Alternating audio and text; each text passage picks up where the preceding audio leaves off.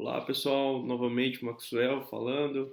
E aí, como que vocês passaram de ontem para hoje? Do último vídeo que vocês viram para esse, tudo bem? Conseguiram resolver o exercício proposto? Conseguiu resolver aquela parte que eu tinha pedido no exemplo anterior? Se não conseguiram, pessoal, não tem problema, não faz mal. Tentem voltar no vídeo anterior e tentem refazer novamente o exercício proposto na nossa última videoaula, tá? Para que dê sequência nesse vídeo, pois esse exercício é um pouco mais complexo, um pouco mais completo, podemos dizer assim, tá ok? Então aqui o nosso problema ele era definido por quatro cargas, né? São duas cargas do tipo indutiva, né? A carga 1 e a carga 4. A carga 1 ela tem um fator de potência de 0,8, enquanto a carga 4 de 0,6. Uma carga capacitiva, que provavelmente é para correção de fator de potência, né? De fator de potência de 0,7 capacitivo. E nós temos uma carga do tipo resistiva, puramente resistiva, porque nós temos aqui um fator de potência unitário, né? Então ele diz o seguinte, que a tensão de linha na carga é de 208 com ângulo de 30 e a impedância de linha é de 0,2 mais J04.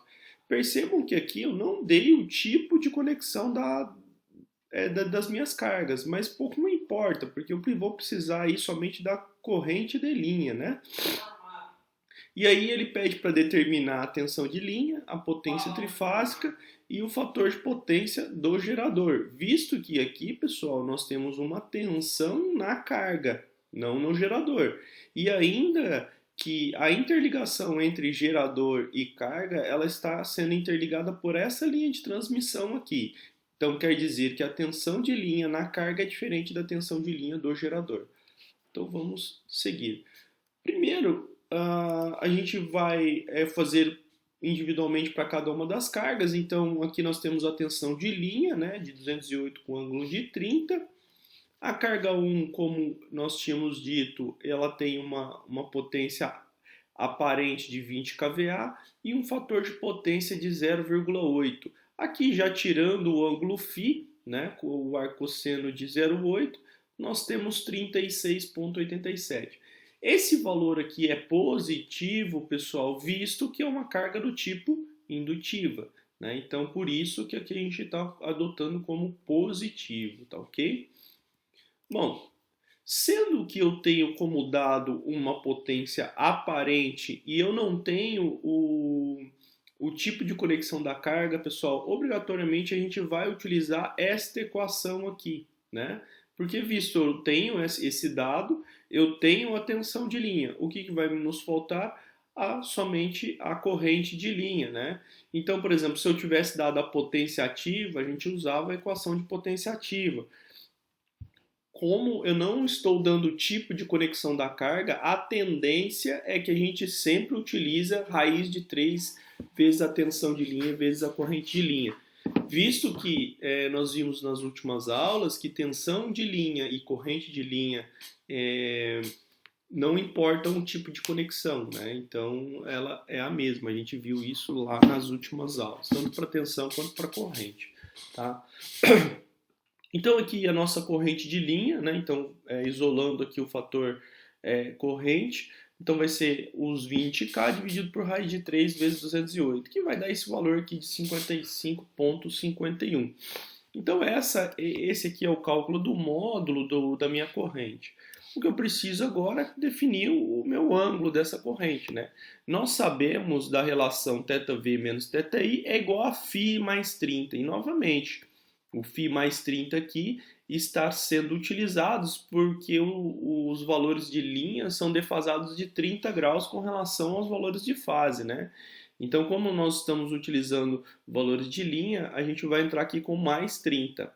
Né? Isolando aí novamente, né, o ângulo θi, a gente vai ter aí o θi igual a menos 36,87. Aqui um parênteses, né? Sempre vai ser o contrário do ângulo do fator de potência? Não, né, pessoal? Porque aqui foi uma coincidência, porque o ângulo da tensão de linha está em 30 e nós temos o fator mais 30 aqui. Né? Se eu jogar esse para lá da igualdade ou esse para lá da igualdade, esses dois fatores se anulam, então um fica negativo do outro. Né? Então, por esse motivo somente, mas não é sempre, é uma coincidência. Bom, aí a nossa corrente de linha ficaria 55,51 com um ângulo de menos 36,87. Né? Então aqui é a corrente de linha da minha carga 1. Ok? Para a carga 2, nós temos aí 10 kVA e um fator de potência de 0,7. Percebam que agora esse valor aqui está negativo, né? Então, isso a gente conclui que isso aqui é uma carga capacitiva, né? Se a gente lembrar lá do nosso exemplo, nós tínhamos que a nossa carga 2 era uma carga de fator de potência capacitivo. Então, nesse caso, por isso que nós estamos com menos 45,57, né? Então, por isso que esse valor de ângulo aqui é negativo, visto que é uma carga capacitiva, ok? Bom, fazendo as contas ainda, a gente vai utilizar a mesma relação que eu usei na carga 1, né? Então, só vai mudar o valor da potência, basicamente, e aí a gente tem uma corrente de 27,76, fazendo a relação aí dos valores de fase, de linha de tensão e corrente defasados de 30 graus, a gente tem aí um θi igual a 45,57, né? E aí nós temos a corrente de linha dada por esse valor numérico aqui, esse módulo e ângulo de fase. Então aqui, percebam pessoal que não tem muito segredo, a gente tem que definir o que é a tensão, o que é a potência, né? E fazer as relações dos ângulos. E nós temos as correntes bem tranquilamente. Agora, aqui para a carga 3, pessoal, é um pouquinho diferente, né? Por quê? Porque agora, ao invés dele dar potência aparente, ele me deu uma potência ativa. Veja que é 10 kW, só que o fator de potência é unitário, né? Então, FP, que é igual a cosseno φ, é igual a 1. Unitário quer dizer igual a 1, né? E se eu fizer o arco cosseno de 1, a gente vai ver que vai dar um ângulo igual a 0. Então, toda vez que eu tenho um ângulo, um ângulo igual a 0, eu tenho um fator de potência unitário. Tá ok? Sempre assim. Então, veja só. Olha como que eu fiz uma diferença do trato dessa equação para as anteriores. As anteriores eu tinha a potência aparente, agora eu tenho a potência ativa de dado. Eu vou utilizar a equação de potência ativa, é mais conveniente. Se eu tivesse esse cara aqui diferente de zero, ele teria uma alteração. Como ele é igual a zero, cosseno de zero é igual a 1, então não tem muita diferença da equação para outra. Mas eu coloquei dessa forma aqui para vocês entenderem que a gente pode fazer utilizando qualquer uma das equações de potência, seja ela aparente, ativa ou reativa. E isso vai depender da potência definida em carga, né? em equipamento. Bom, agora, aqui nós fazendo, né? Então eu tenho aqui o 10K dividido por raiz de 3 vezes 208 vezes cosseno de φ, que é unitário, né? Então igual a 1. Fazendo as relações, pessoal, aí a gente chega, né? Que agora o φ é igual a 0, fizemos a substituição, e aí a gente tem o θi igual a 0, tá ok? Bom, então nós temos a corrente de linha, né? 27,76 com ângulo de 0. Dando sequência, a gente pode verificar o seguinte, agora mudou a nossa carga, né? Ela tem 16 kVA, ela volta lá para a equação de potência aparente. Nós temos aí um cosseno de φ igual a 0,6, o φ fica 53,13. Aí novamente aqui positivo porque é uma carga indutiva, né? Passando, resolvendo essa equação, a gente chega que essa corrente IL4, né, fica 44,41 amperes. E aí, também fazendo a relação do ângulo, a gente tem que o θi é igual a menos 53,13. Né? E nós temos aí o valor da corrente de linha da carga 4. Ok? Bom, simplificando, a gente fez bastante equivalentes, né? Basicamente eu tenho esse equivalente com relação ao meu circuito, como se fosse um circuito monofásico, né? Então, como eu sei que é um circuito monofásico, a gente tem uma tensão potencial, né? Nas minhas cargas, e que essa tensão potencial ela é diferente dessa potencial no gerador, tá? Justamente porque eu tenho uma queda de tensão decorrente dessa linha de transmissão, tá? Veja que entre esses pontos aqui nós não temos diferença de tensão, né? Porque é um circuito totalmente paralelo, não tem linha de transmissão aí com impedância significativa para colocar aqui, tá? Então aí a gente precisa arrumar uma forma de definir as tensões. No gerador principalmente, já que a corrente de linha a gente pode calcular também. E como que nós fazemos essa corrente de linha? Basicamente, é a somatória das correntes de linha de cada uma das cargas. Então eu tenho a corrente de linha da carga 1, da 2, da 3 e da 4. E se eu estou colocando corrente de linha, independe do tipo de conexão. Ela vai ser a corrente de linha no gerador e também a corrente de linha que está passando pela minha linha de transmissão, tá certo? Obrigatoriamente a carga, as correntes de linha de gerador sempre vai passar em série com uma impedância de linha de transmissão. Com isso, nós temos uma tensão de fase na minha linha de transmissão, né? Se eu multiplicar essa corrente aqui por essa impedância, nós temos uma tensão de fase nessa linha de transmissão, tá ok? Bom, aí, pessoal, vem uma jogada aí que é importante. Se a gente considerar que esses valores são os valores potenciais, né? São os valores potenciais, esses aqui são os valores de fase. Se eu quisesse saber a tensão no gerador potencial, o que eu teria que colocar? A tensão potencial nas cargas mais a tensão de fase na linha de transmissão é igual a essa tensão aqui de potencial no gerador.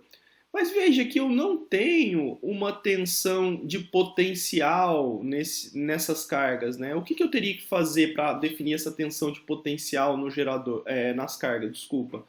Era pegar a minha tensão de linha nas cargas e dividir por raiz de 3 com ângulo de 30. Eu teria essa tensão potencial, tá? E aí eu fazia o cálculo. Mas só que assim, eu não sei o tipo de conexão do meu gerador. Não sei o tipo de conexão das minhas cargas. É mais prudente eu sempre trabalhar com valores de linha, tá certo? Então, o raciocínio é o mesmo, né? Seria a tensão de linha nas cargas, né? Que eu até coloquei aqui, ó, tensão de linha das cargas, mais a tensão de linha relacionada à minha linha de transmissão. Mas veja que essa tensão VFLT, que é a tensão de fase na linha de transmissão, é a tensão entre terminais da minha linha de transmissão. Não é uma tensão de linha, mas para fazer relação de tensão de linha, como que eu faço? Multiplico por raiz de 3 com ângulo de 30. Né? Então, assim que nós vamos calcular, né? E eu sabendo qual que é a minha tensão de linha na minha carga, eu sei como calcular essa tensão de fase na linha de transmissão, que é o quê? A corrente de linha vezes a minha impedância de linha de transmissão, como está aqui. Só que a multiplicação desses dois caras aqui somente é a tensão de fase, né? Por isso que eu multipliquei por raiz de 3 com ângulo de 30, porque eu estou fazendo uma relação de valores de linha e não com valores de fase, tá certo?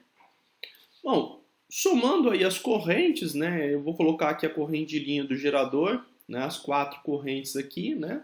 A gente vai chegar aí numa corrente de 128 com um ângulo de menos 22,51 para esse conjunto de carga.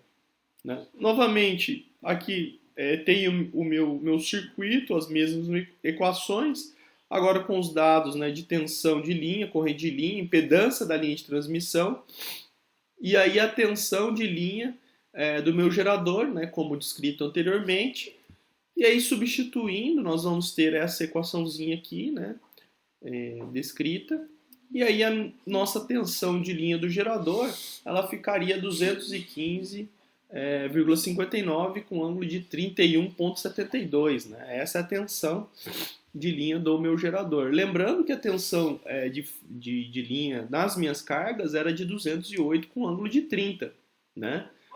Visto que eu tenho uma diferença de tensão aqui, era já esperado que essa tensão no gerador fosse maior do que a tensão nas cargas. Bom, pessoal, aí com a tensão de linha do gerador, né, com a corrente de linha do gerador, eu consigo aí calcular a potência desse gerador, né? A potência também, o fator de potência relacionado a ele, tá? Então, como que eu faço isso? Se eu tenho uma tensão de linha e tenho uma corrente de linha, é claro que nós vamos utilizar essa relação raiz de 3, visto que eu não conheço o tipo de conexão do meu gerador. Então eu não poderia fazer pelos os valores de fase, tá ok? Então aí nós temos aí raiz de 3 vezes 215,59 vezes 128, nós temos aqui a nossa potência complexa, né, em módulo. A defasagem angular, novamente, θv menos θi igual a φ mais 30, sempre relacionando o 30, né? Vou dar bem essa ênfase para vocês, e sempre utilizando os ângulos referente aos valores de linha. Então aqui temos o ângulo da tensão, o ângulo da corrente, veja que aqui apareceu 2 negativos, né? Porque é menos da equação e menos 22,51 do valor da corrente, né? Do ângulo da corrente, menos 30, que esse 30 passa para lá com o sinal invertido, chegando aí a este valor de ângulo, né? Então nós temos a potência complexa desta forma. Se você jogar isso aqui na calculadora ou passar esse valor aqui para retangular, vocês vão ter aí a potência ativa e a potência reativa referente à minha potência complexa do gerador, né? A potência do gerador. Sempre o fator de potência, pessoal, é cosseno de φ. E φ é o ângulo que está aqui nessa potência, né? Nessa potência que a gente acabou de definir. Né? Então, o fator de potência ficaria cosseno desse valor aqui, que é 24,23. E aí nós chegamos aí, que esse valor é 0,912 indutivo. Né? E por que eu estou escrevendo indutivo? Justamente porque aqui nesse ângulo ele deu positivo. Né? Se esse ângulo tivesse dado negativo, aí a gente veria capacitivo. Se esse ângulo aqui tivesse vindo igual a zero, a gente teria que colocar resistivo. Bom, pessoal, esse exercício aí ele traduz bem uma situação exemplo onde nós poderíamos ter um conjunto de cargas e precisávamos aí dimensionar quanto de potência eu precisaria ter da minha fonte, né, para alimentar essas minhas cargas, ou até mesmo para fazer dimensionamento de condutores elétricos, né, de uma subestação até um conjunto de cargas, e também para verificação de fator de potência de um conjunto de cargas também, beleza? Espero que vocês tenham gostado.